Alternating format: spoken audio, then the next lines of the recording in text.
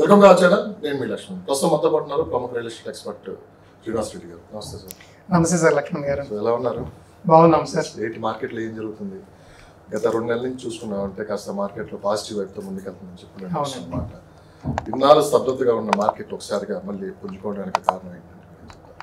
అవునండి, రీసెంట్గా మీరు అన్నట్లు ఏంటంటే ఈ 2-3 నెలల నుంచి ఏంటంటే కొంచెం ఇన్వెస్టర్స్ కూడా ఏంటంటే మళ్ళీ రియల్ ఎస్టేట్ వైపు చూడడం స్టార్ట్ చేశారండి. ఎందుకోసం అంటే మన గవర్నమెంట్ ఏదైతే ఉందో ఇప్పుడు అనౌన్స్ చేసిన కొత్త ప్రాజెక్ట్స్ వల్ల అనమాట.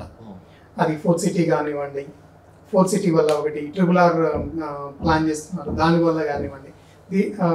ఇన్వెస్టర్స్ అందరూ కూడా ఇంతకుముందు ఎక్కడైతే ఆగిపోయారో వాళ్ళందరూ ఇప్పుడు మళ్ళీ హైదరాబాద్లో మళ్ళీ ఇన్వెస్ట్ చేయాలని ప్లాన్ చేస్తున్నారండి. ఓకే, ఏంటి 4th సిటీ అప్డేట్స్ ఏంటి? అంటే 4th సిటీ అనౌన్స్ చేసి 7 months అవుతుంది. అవునండి, గ్రౌండ్ లెవెల్ అసలు అక్కడ ఏం జరుగుతుంది అనేది మేము చూడలేదు. ఒకవేళ మీరు రోజు ఫీల్డ్లో తిరుగుతారు కాబట్టి మీకు తెలుస్తుంది. సో చాలా మంది ఇప్పుడు ఆ 4th సిటీ వైపు ఇన్వెస్ట్ చేయడానికి కూడా ముందుకు వస్తున్నారు. అసలు ఇది రైట్ టైం అయినా? 4th సిటీ అసలు ఎప్పుడు నిర్మాణం అవుతుంది? ఇప్పుడు ఇన్వెస్ట్ చేసే వాళ్ళకి ఎప్పుడు అప్రిషియేషన్ అవుతుంది?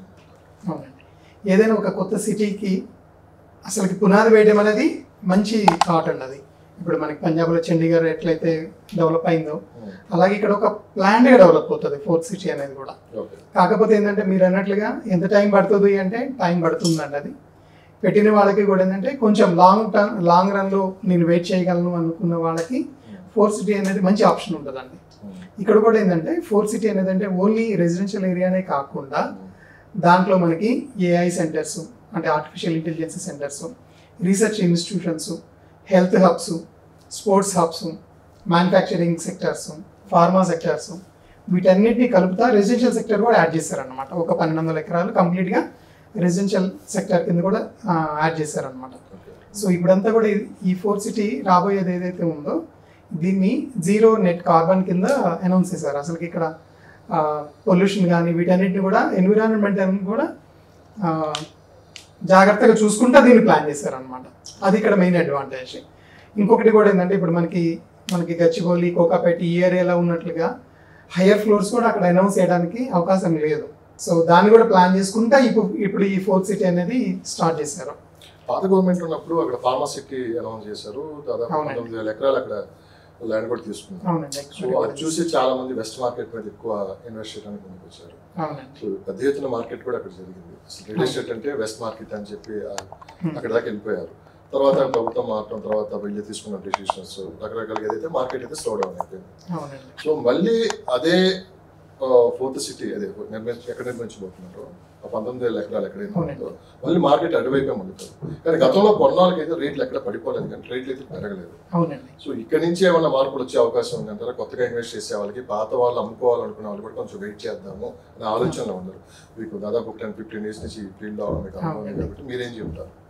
కరెక్ట్ అండి, మీరు చెప్తున్నట్లుగా ఏంటంటే ఇంతకుముందు ఫార్మాసిటీ అనగానే అక్కడికి వెళ్ళి ఇక్కడ ఇన్వెస్ట్మెంట్ చేసే ఎవరైతే ఉన్నారో ఫార్మాసిటీ తర్వాత క్యాన్సిల్ చేయడం, తర్వాత అక్కడ 4th సిటీ అనౌన్స్ చేయడంతో రేట్లు కూడా ఏంటంటే ఆకాశాన్ని అంటినాయండి. ఇప్పుడైతే కొన్ని ఏరియాస్ మీరు తీసుకుంటే అక్కడ బేగర్కంచి కానీ లేకపోతే మీర్ఖాన్పేట కానీ ముచ్చర్ల కానీ ఈ ఏరియాస్లో అయితే మాత్రం రేట్లు కూడా బాగా పెరిగినాయండి.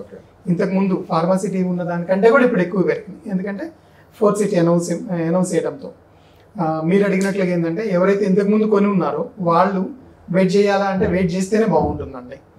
ఎందుకంటే ఈ 4th సిటీ వల్ల ఏంటంటే వాళ్ళకి ఎక్కువ రిటర్న్స్ రాబోతున్నాయి. కాకపోతే ఏంటంటే ఇది కొంచెం లాంగ్ టర్మ్లోనే వర్కౌట్ అవుతుందండి. ఇమీడియట్గానే ఈ రోజు కొన్నాను నేను రేపే అవ్వాలి అంటే కనుక అది కొంచెం టైం పడుతుంది. అలాంటి వాళ్ళకి నాకు ఇమీడియట్గానే నాకు రిటర్న్స్ కావాలి అని అనుకున్న వాళ్ళకి నేను ఎక్కడ సజెస్ట్ చేస్తానంటే ఇప్పుడు HMDA లిమిట్స్ ఏమైతే ఉన్నాయో పాత లిమిట్స్ అక్కడ నుంచి ఇప్పుడు HMR అనౌన్స్ చేశారు కదా, ఈ మధ్యలో ఏమైతే ఉన్నాయో ఈ ఏరియాస్లో తీసుకుంటే కొంచెం ఇమీడియట్గా రిటర్న్స్ ఎక్స్పెక్ట్ చేయొచ్చు.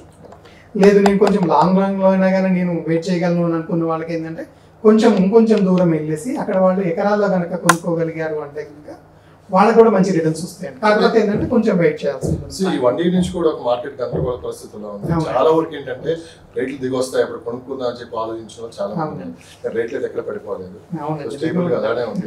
ఇప్పటికైనా కొనుక్కుంటే ఇన్వెస్ట్ చేస్తే ఫ్యూచర్ ఎలా ఉంటుంది రాబోయే 4-5 సంవత్సరాలు అంటే మీరు ఏం చెప్తారు? ఒక 4th సిటీ బేస్ చేసుకునే కొనాలంటారా మీరు? లేదండి ఫోర్త్ సిటీని బేస్ చేసుకొని చాలా మంది ఇప్పుడు అదే జరుగుతుంది మార్కెట్ లో, ఫోర్త్ సిటీ వస్తుంది అని చెప్పి ఏదైనా ఒక కంపెనీ వస్తున్నదంటే అది అందరిలో అదొక హాట్ టాపిక్ అయిపోతుంది. సో ఆ చుట్టుపక్కల అందరూ ఇన్వెస్ట్ చేయడానికి ఇష్టపడతారు. సో అసలు మనం ఇన్వెస్ట్ చేయాలంటే బేసిక్ గా ఏం తీసుకోవాలి ఆ లొకేషన్ సంబంధించి? మెయిన్ ఏంటంటే ఇంతకు ముందు మనకి ఫార్మాసిటీ అనౌన్స్ చేసినప్పుడు కూడా అక్కడ ఫార్మాసిటీ అని ఎక్కడైతే బోర్డు కనబడిందో లేఅవుట్ వేసేవాళ్ళు అక్కడికి వెళ్ళేసి కొనుక్కోవడం చేశారండి అది. ఇప్పుడు నేను సజెషన్ చేసేది కూడా ఏంటంటే ఇప్పుడు ఫోర్త్ సిటీ అనగానే ఇప్పుడు మళ్ళీ బోర్డులు వెలుస్తాయి ఫోర్త్ సిటీ పేరుతో. సో నేను రిక్వెస్ట్ చేసేది కూడా ఏంటంటే ఇన్వెస్టర్స్ని మీరు ఓన్గా రీసెర్చ్ చేయండి. లేదు అంటే కనుక మాలాంటి అడ్వైజర్స్ దగ్గర మీరు అడ్వైస్ తీసుకోండి, ఆ తర్వాతనే ఇన్వెస్ట్ చేయండి. డైరెక్ట్గా వెళ్ళిపోయి అక్కడ బోర్డులు కనిపిస్తున్నాయి కదా వాళ్ళు చెప్పిన మాటలు మీరు వినేసి వెంటనే కనుక ఇన్వెస్ట్ చేశారు అంటే కొంచెం మళ్ళీ మీరు డెడ్ ఇన్వెస్ట్మెంట్ అవుతుంది, మీరు మళ్ళీ వెయిట్ చేయాల్సే ఉంటుంది. ఎందుకంటే మేము కొంచెం గ్రౌండ్ వర్క్ చేసి ఉంటాం కాబట్టి మాకు ఐడియా ఉంటుంది అసలు ఎక్కడ చేయాలి, ఏ ఏరియాలో చేయాలి. ఎందుకంటే మనకి ఇప్పుడు ఈ 7 మండలాలు మనకి ఇక్కడ ఇంక్లూడ్ చేయడం జరిగింది ఈ 4 సిటీ కింద. సో దీంట్లో అన్నిటిలో ఉంటుందా అంటే కూడా అన్నిటిలో కూడా ఉండకపోవచ్చు. అంటే కొంచెం హై రిటర్న్స్ కావాలనుకున్న వాళ్ళు ఏంటంటే కొంచెం ఎక్కువ ఇన్వెస్ట్మెంట్ చేయాల్సి ఉంటుంది. లేదు పర్లేదు నాకు లాంగ్ రన్లో అయినా పర్వాలేదు కొంచెం లాంగ్ టర్మ్ వెయిట్ చేయగలను అనుకున్న వాళ్ళకి ఏంటంటే వాళ్ళకి అక్కడ సజెస్ట్ చేయడం జరుగుతుంది కొంచెం దూరంలో. సో అందుకని ఏంటంటే మీరు ఓన్గా రీసెర్చ్ చేసుకోండి. మీకు లేదు టైం లేదు నాకు కొంచెం కష్టం అనుకున్న వాళ్ళ దగ్గర అలాంటి వాళ్ళు ఏంటంటే మాలాంటి వాళ్ళని కన్సల్ట్ చేస్తే మేము డెఫినెట్గా మేము అడ్వైస్ ఇవ్వగలుగుతాం వాళ్ళకి. కానీ రిటర్న్స్ అయితే మాత్రం 100% వస్తాయి. ఫోర్త్ సిటీ మరొక ట్రిపుల్ ఆర్ రెండింటి మీద ప్రభుత్వం కింద దృష్టి పెడితే వచ్చే అవకాశం ఉందంటారా? డెఫినెట్గా అండి. మనకి ఈ ట్రిపుల్ ఆర్ అనేది ఏదైతే ఉందో అది నియర్ ఫ్యూచర్లో డెఫినెట్గా స్టార్ట్ అవుతుంది అండి. అది కొంచెం కొద్ది టైంలోనే, ఎందుకంటే ఇది ఇప్పుడు 3 ఫేజ్లో జరుగుతుందండి. స్టార్టింగ్ అయితే మాత్రం మనకి ఫస్ట్ మనకి వెస్ట్ సైడే జరుగుతుంది, మనకి సంగారెడ్డి వైపు నుంచి స్టార్ట్ అవబోతుంది అనమాట. అక్కడ నుంచి స్టార్ట్ చేసుకొని షాద్నగర్ ఎండింగ్ వస్తుంది అనమాట. షాద్నగర్ లాస్ట్ ఫేజ్ అవుతుంది. ఫస్ట్ సంగారెడ్డి, దాని తర్వాత చౌటుప్పల్, దాని తర్వాత షాద్నగర్ అవ్వబోతుంది. మీరు కావచ్చు మీలాంటి ఎక్స్పర్ట్స్ చాలా మంది చెప్పేది ఏంటంటే ఎక్కడ ఏ ప్రాజెక్ట్ కొత్త ప్రాజెక్ట్ వస్తే దాని గురించి ఎక్కువ మాట్లాడతారు, ఆ చుట్టుపక్కల ఇన్వెస్ట్ చేయని చెప్పి చెప్తారు. ఇంకా హైదరాబాద్కి ఎక్కడ ఇన్వెస్ట్ చేసినా రిటర్న్స్ రావంటారు? ఉంటాయండి, రిటర్న్స్ రావనేది ఏం లేదు. కాకపోతే ఏంటంటే ఎక్కడైతే కొంచెం డెవలప్మెంట్ ఎక్కడ ఉందో, కొంచెం ఇన్ఫ్రా ఎక్కడైతే రెడీ అవుతుందో అక్కడికి వెళ్తే అక్కడికి వెళ్ళే అంటే గవర్నమెంట్ అనౌన్స్ చేసే ముందే మనమే వెళ్ళి ఉంటే మనకి రిటర్న్స్ ఎక్కువ వస్తాయండి. హైదరాబాద్లో ఏంటంటే ఆల్రెడీ రేట్లు పెరిగిపోయినాయి. ఎవరికైతే నీడ్ ఉందో ఇప్పుడు నాకు సొంత ఇల్లు కావాలి అలాంటి వాళ్ళకి ఏంటంటే ఫోర్త్ సిటీ ఇప్పుడే వర్కౌట్ అవ్వదండి, కొంచెం టైం పడుతుంది. నాకు ఇప్పుడే కావాలి, రేపే కావాలి, మా పాప పెళ్ళి ఉంది, దానికంటే ముందే నేను ఇల్లు రెడీ చేసుకోవాలి అని అనుకున్న వాళ్ళకి ఏంటంటే హైదరాబాద్ ఇంకా వేరే ప్లేస్ లేదు. ఇప్పుడు ప్రెజెంట్ మీరు ఎక్కడ ఉంటున్నారు? హైదరాబాద్. మేము ఉండేది దమ్మాయి కూడా అండి, ఈసీఎల్ దగ్గర. అవునండి. మీరు వర్క్ చేసేది ఎక్కడ? నేను వర్క్ చేసేది ఇప్పుడు గచ్చిబౌలి. మినిమం 1.5 అవర్ నుంచి 2 అవర్స్ మినిమం అండి అది. ఓకే. మీరు ఉండే లొకేషన్ 10 years బ్యాక్ ఎలా ఉంది, ఇప్పుడు ఎలా ఉంది? మార్కెట్ ఎంత పెరిగింది? మేము ఉండే లొకేషన్, నేను అక్కడికి వెళ్ళడానికి కూడా రీజన్ ఏంటంటే ఇండిపెండెంట్ హౌస్ కావాలి అన్న ఉద్దేశంతో మేమంతా కొంచెం దూరం వెళ్లాల్సి వచ్చింది. సో నేను కొన్నప్పుడు 6,000 రూపీస్ పర్ స్క్వేర్ యార్డ్ ఉండేదండి. ఈ రోజు వచ్చేసి 40,000 రూపీస్కి తక్కువ లేనే లేదు. 40,000 ఈ 10 ఇయర్స్లో అండి. అవునండి. నేను అప్పుడు ఒక 144 స్క్వేర్ యార్డ్స్ వచ్చేసి ఇల్లు నేను 25 lakhs కొన్నాను.